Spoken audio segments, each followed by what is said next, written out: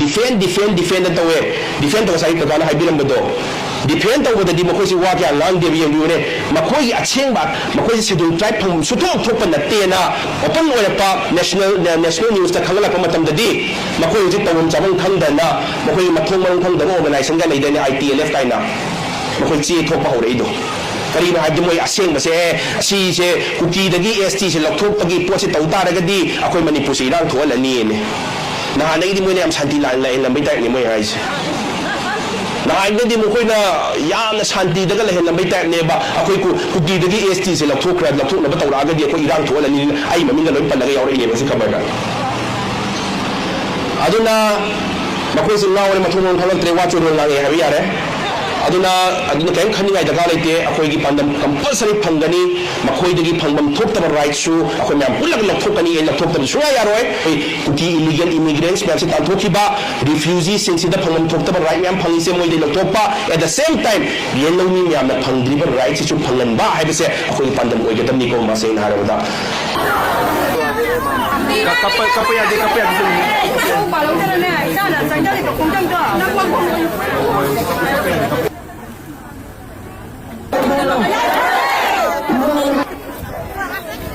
Manipur mana? Kenapa belum serga? Kaya licin-licin thok kan ada mau boloi boloi. Manipur mana? Yang tu. Kita mau dah ada pada.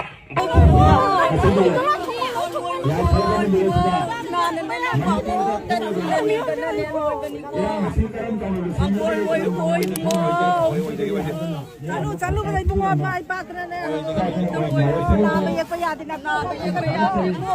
Mungai taba thuduk mayam se Taliban henjelak na bane ngasi da su larang da su mungai taba pau mayam tari ram tabi ko mungai taba pau mayam taram bane ngasi nasa lapada minok macha ma nok pe wani icha sonde gini na nok pe wani minok macha ma thamoi da di prop cha ibanga tani baseng na arabada kaido bagino ye yellow mi koi se ire cha koi se isagi iramdam sida aduki matik wana lai basibo tum ba chaba khangdang lai basibo kari ginu na he relief camp da lairiba baba mama da iche tei ma icha sing sibu atopa desh tagi lapa atopa jati gi miyo ranen ta bi raune natte ko akoi ire cha ga ta natro makoi relief camp da refugee mo lai bani mo jik se khan pan henjalak la bani biu ne sida latangi oba solution no munimi khaki kha kharagi oiba solution duna makoi pen gadro penoi solution se karam oigani makoi gi damakta mayum da pura hanjalangi ba makoi da chakri ba lanthum tanjara pa sen thum mayam chakri ba se makoi backup tabi ba sina solution oidro kada de kai dori bano kada na wari bano ingam khai ngai be sing sinau sing sina ke mai leiri imai ben sing mayam na tum ba cha ba khangdan leiri ba thawai pamu khaba thawai sing sida mal khiba mayam yaura bane ba aduna hauji kai dori no haibase mi pum khudi ma loina khangna ba ngata ne khangri base kari no chamam nari base kari no ama khakta de chamam nari base kari chamam nagi haiba matamda solution se karam kanda phangdoi no shanti se karam kanda lakadoi no tangdu leita na karam kanda legadoi no haibase natro aduna solution se ma baba solution se ani thongna le amana kai no haiba matamda latangi oiba no ni khaki tha khargi oiba solution ama ira namdara thambagi solution ama latangi paracetamol frozen pizza ga thembai maung da tawba solution ama ne ba amana nisang setna akoi sana leibak se yai phare ko akoi yellow mi myam sigi protected oiba right loina leire ko mapan dagi chamsa leiba illegal immigrants sing sina yellow mi myam da hangat lagi yengba ngamaroi ko haibagi nisang setna permanent solution haiba ma leiba karema solution pambi ge myam permanent solution atro me na pami base laktan ge over solution su khallaga gatang su thema lakoi na ko zigwari se 1949 da manipur se bharat ta mast ho gaya 50-51 da bharat ki constitution संविधान थोले pasida yellow mi sing sigi phandam proper right nyam phangdre ko aduga phandam thok taba kuki refugee sing sida phangjalle right nyam ma ꯑꯗꯨꯒꯤ ꯃꯇꯨꯡꯗ illegal immigrants illegal ꯍꯥꯏꯕꯁꯤ ꯀꯩꯅꯣ legal ꯑꯣꯏꯗꯕꯁꯤꯡꯗꯨ illegal ꯀꯧꯏ illegal ꯑꯣꯏꯔꯤꯕꯁꯤꯡ immigrants ꯃꯄꯥꯟꯗꯒꯤ ꯆꯪꯁꯤꯜꯂꯛꯄꯁꯤꯡꯁꯤꯗꯕꯨ ꯐꯪꯐꯝ ꯊꯣꯛꯇꯕ ꯆꯥꯎꯔꯕ ꯔꯥꯏꯠ ꯄꯥꯋꯔ ꯃꯌꯥꯝ ꯐꯪꯖꯜꯂꯦ ꯈꯨꯗꯝ ꯑꯣꯏꯅ ꯍꯥꯏꯔꯕꯗ ꯚꯥꯔꯠꯀꯤ ꯁꯨꯛ ꯆꯥꯎꯔꯕ ꯀꯣꯟꯁꯇꯤꯇ꯭ꯌꯨꯁꯅꯦꯜ ꯔꯥꯏꯠ ꯁꯦꯗ꯭ꯌꯨꯜ ꯇ꯭ꯔꯥꯏꯕ ꯀꯥꯏꯁꯦ ꯐꯪꯖꯜꯂꯦ ꯃꯈꯣꯏ ꯏꯂꯤꯒꯦꯜ ꯏꯃꯤꯒ꯭ꯔꯦꯟꯠꯁꯤꯡꯁꯤꯅ ꯐꯪꯐꯝ ꯊꯣꯛꯇꯕ ꯁꯦꯗ꯭ꯌꯨꯜ ꯇ꯭ꯔꯥꯏꯕꯇ ꯐꯪꯖꯜꯂꯒ ꯉꯁꯤ ꯊꯥ 9 ꯆꯨꯞꯅ ꯊꯣꯛꯂꯛꯏꯕ ꯏꯔꯥꯡ ꯃꯅꯨꯡꯁꯤꯗ ꯃꯄꯥꯟꯗ ꯑꯇꯣꯞꯄ ꯁ꯭ꯇꯦꯠ ꯃꯌꯥꯝꯗ ꯆꯠꯂꯒ ꯃꯈꯣꯏ ꯀꯩ ꯄꯥꯎ ꯂꯥꯟꯅ ꯁꯟꯗꯣꯛꯀꯦ ꯑꯝꯇ ꯍꯥꯏꯕꯤꯔꯛꯎꯅꯦ ꯃꯩꯇꯩ ꯃꯦꯖꯣꯔꯤꯇꯤ ꯃꯁꯤꯡ ꯌꯥꯝꯂꯕ ꯃꯦꯖꯣꯔꯤꯇꯤꯅ ꯑꯩꯈꯣꯏ ꯁꯦꯗ꯭ꯌꯨꯜ ꯇ꯭ꯔꯥꯏꯕꯇ ꯑꯣꯠꯄꯤꯔꯦ ꯍꯥꯏꯒꯨꯝꯕ ꯑꯔꯥꯟꯕ ꯐꯪꯐꯝ ꯁꯨꯊꯣꯛ ꯊꯣꯛꯇꯕ ꯁꯦꯗ꯭ꯌꯨꯜ ꯇ꯭ꯔꯥꯏꯕ ꯔꯤꯐ꯭ꯌꯨꯖꯤꯁꯤꯡꯁꯤꯗ ꯐꯪꯐꯝ ꯁꯨꯊꯣꯛ ꯊꯣꯛꯇꯕ ꯃꯈꯣꯏꯗ ꯐꯪꯖꯜꯂꯦ ꯐꯪꯉꯤꯕ ꯄꯣꯠꯇꯨꯁꯨ ꯂꯥꯟꯅ ꯐꯪꯂꯕ ꯃꯇꯨꯡꯁꯤꯗ ꯃꯄꯥꯟꯗ ꯆꯠꯂꯒ ꯑꯃꯨꯛ ꯑꯩꯈꯣꯏꯗ ꯁꯦꯗ꯭ꯌꯨꯜ ꯇ꯭ꯔꯥꯏꯕꯇ ꯑꯣꯠꯄꯤꯔꯦ ꯀꯥꯏꯅ ꯑꯃꯨꯛ ꯍꯥꯏꯖꯜꯂꯤꯅꯦꯕ ꯁꯨꯕꯤꯗꯥ ꯂꯧꯕ ꯌꯥꯕ ꯂꯧꯔ ꯃꯇꯨꯡꯗ ꯍꯥꯏꯇꯥꯔꯦ ꯌꯦꯡꯕꯤꯌꯣ ꯑꯗꯨꯅꯤ ꯃꯈꯣꯏꯅ ꯍꯧꯖꯤꯛ ꯄꯥꯏꯔꯤꯕ AK-47 ꯃꯈꯣꯏꯅ ꯄꯥꯏꯔꯤꯕ ꯍꯧꯖꯤꯛ ꯕꯣꯝ ꯇꯣꯞ ꯁꯦ ꯁꯤꯗꯒꯤ ꯍꯦꯟꯅ ꯁꯥꯊꯤꯕ ꯑꯣꯏꯔꯤꯕꯁꯦ ꯃꯈꯣꯏ ꯍꯧꯖꯤꯛ ꯁꯤꯗ ꯃꯈꯣꯏꯅ ꯐꯪꯐꯝ ꯊꯣꯛꯇꯅ ꯐꯪꯉꯤꯕ ꯄꯥꯋꯔ ꯔꯥꯏꯠ ꯃꯌꯥꯝꯁꯤꯅꯦꯕ ꯁꯤꯅꯅꯦ ꯃꯈꯣꯏꯅ ꯄꯥꯋꯔ ꯄꯤꯔꯤꯕꯁꯦ ꯔꯤꯐ꯭ꯌꯨꯖꯤꯒꯕꯨ ꯁꯁꯄꯦꯟꯁꯟ ꯑꯣꯄꯔꯦꯁꯟ ꯁꯥꯏꯟ ꯇꯧꯅꯕ ꯌꯥꯕ꯭ꯔꯣ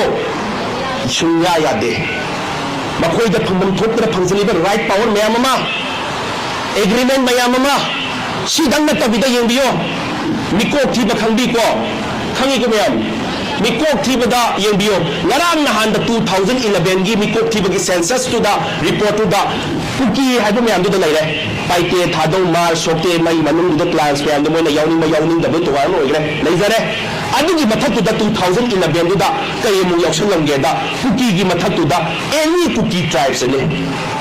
कुकी लेजरेको कुकी की मथक तो एनी कुकी ट्राइब्स ने हाइबदी महेश्वर की चक्की फंबम थमे सि महेश्वर की दम फंबम ओइरबनी ngasi mama hoi da dawa myam sinbirami ba chakki famna bai tare ama thambirami ama sina tapini ai damakta ai famba yarabane thamna bada chakki yema su ahang bam su thamme ba ado sina kana gi chakki no haraga si su meheshwar gi ne Maheshwari चौकी काफी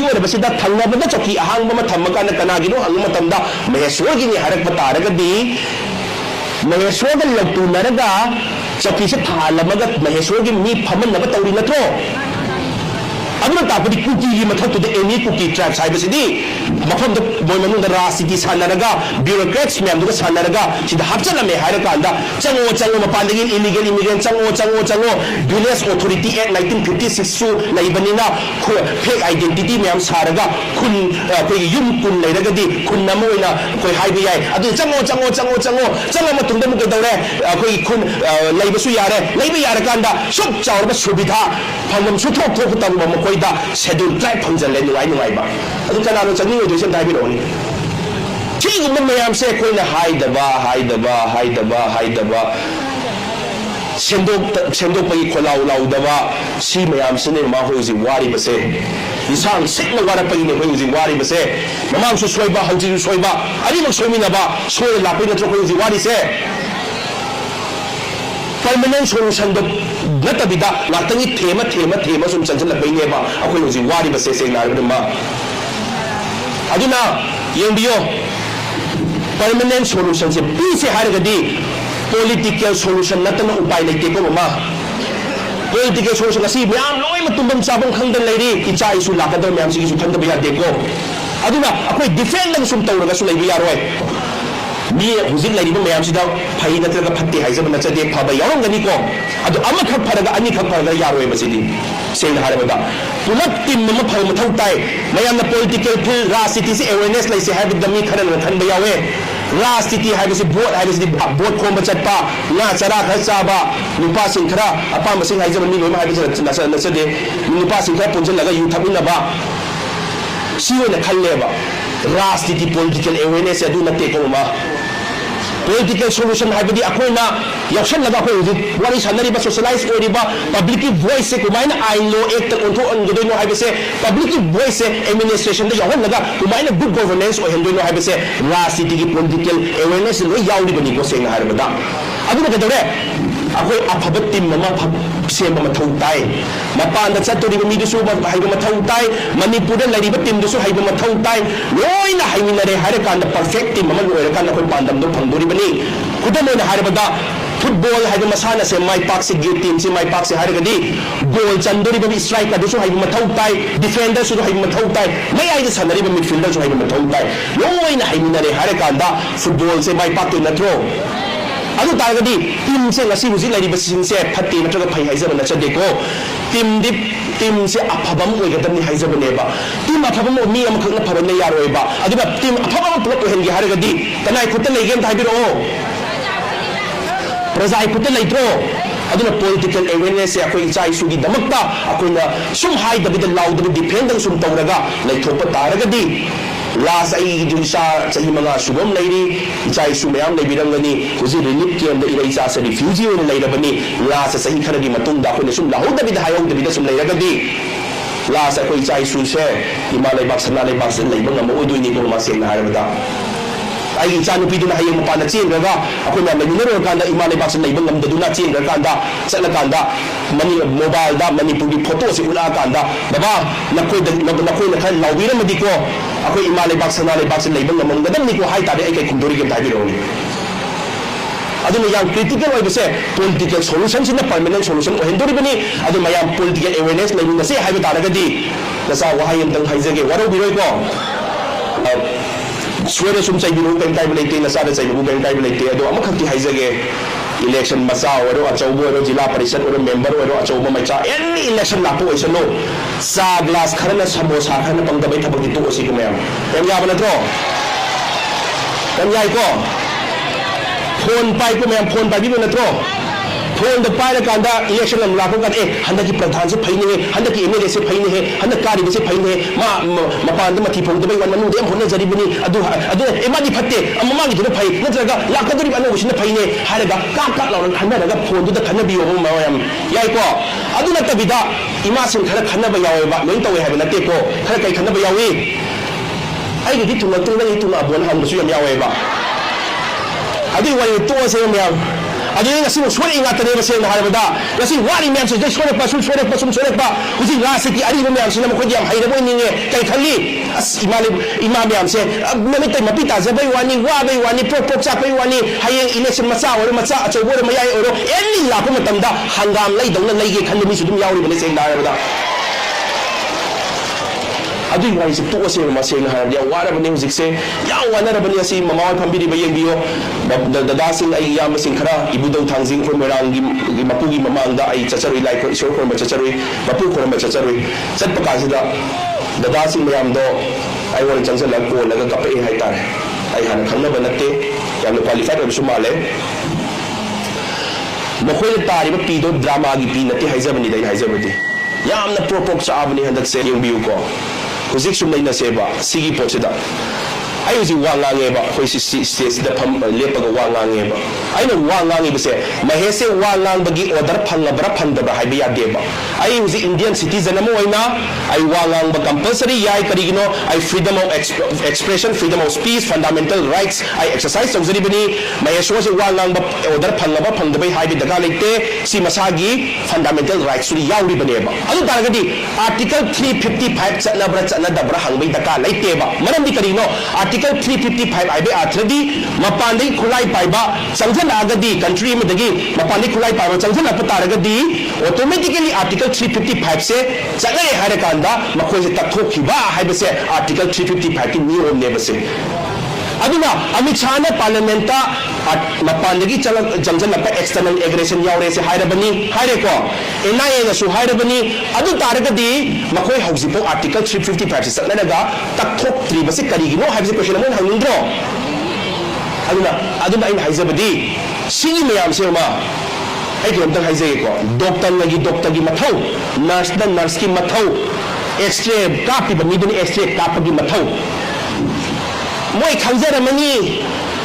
central government khangjaramani IB kanguna wari lead of sibu army su lai sibu moi su khangjaramani haibse yadeba mana tawjaramani haibse yadeba adu moi lai tasu yaina political activist sina ꯃꯈꯣꯏꯅ ꯇꯧꯖꯔꯕꯅꯤ ꯃꯈꯣꯏꯅ ꯇꯧꯖꯔꯕꯅꯤ ꯍꯥꯏꯕ ꯌꯥꯗꯦ ꯑꯩꯈꯣꯏꯁꯨ political ꯑꯦꯛꯇꯤꯚꯤꯁ ꯑꯣꯏꯔꯤꯕꯅꯤꯀꯣ ꯑꯗꯨꯅ ꯑꯩꯈꯣꯏ ꯋꯥꯔꯤꯁꯦ ꯑꯩꯈꯣꯏ ꯏꯁꯥꯃꯛ ꯆꯠꯂꯀꯥꯟꯗ ꯂꯤꯗꯔ ꯃꯣꯏꯒꯤ ꯄꯣꯂꯤꯇꯤꯀꯦꯜ ꯄꯥꯔꯇꯤꯒꯤ ꯂꯤꯗꯔꯁꯤꯡꯗꯨꯗ ꯑꯩꯈꯣꯏꯅ ꯋꯥꯔꯤꯁꯦ ꯂꯤꯕꯁꯨ ꯃꯊꯧ ꯇꯥꯏꯌꯦꯕ mana khangzarmani haibisi yade bama sengna harabada aise mayana mi on thara inni ko pansi da adu taragadi ai irei bakse mai chai ko yelo mi se mai chai ko imai ben sim tumba chaba khangdan leiri ko adu na imta laujage ko haiba matamda makoi rasiti mana yauriba rasiti dondugi mathak thongba singduna nang haiba yaroi nang haiba taragadi akoi rasiti dongi asopa mayam lakani asopa state asopa lakani nang wangang ba yaroi haiba matamda ai imalai baksa pada wangangan daba ai imai ben sim tumba chaba khangdan leiri si wangangan daba thawai mangiba mayam sul leirabani si wangangan daba sida wangangan daba taragadi nangi party se nawa lo dehara ma kai kai gi sine naizari se na any Bihar की party ओशनो Delhi की party ओशनो Maharashtra की party ओशनो आई नसा खंगजे बखराई जगे या known बे दका लेते आई की through की दमक येलोमी की दमक वा ngangजगे हायबदे यारक्तब पार्टी दुदी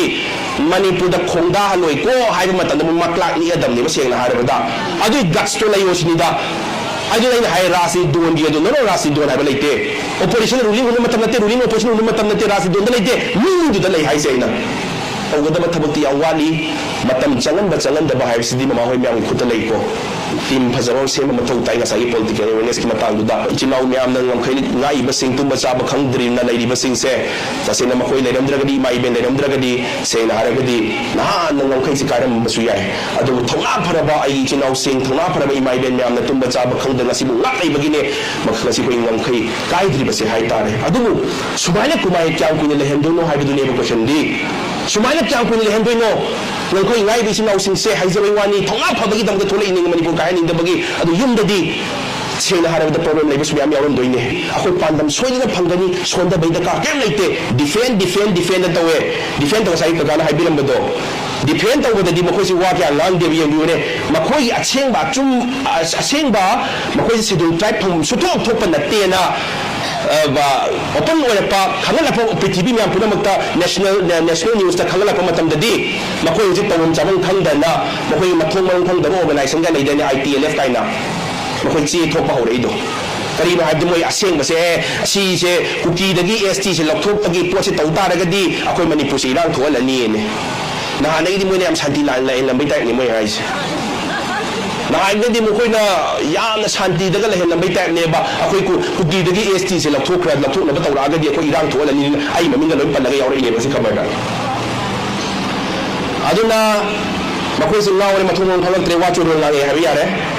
aduna kaim khani ngai daga leite akoi gi pandam compulsory phangani makhoi dagi phangbam thokta right su akoi myam ulak lak thokani el thokta su ya roi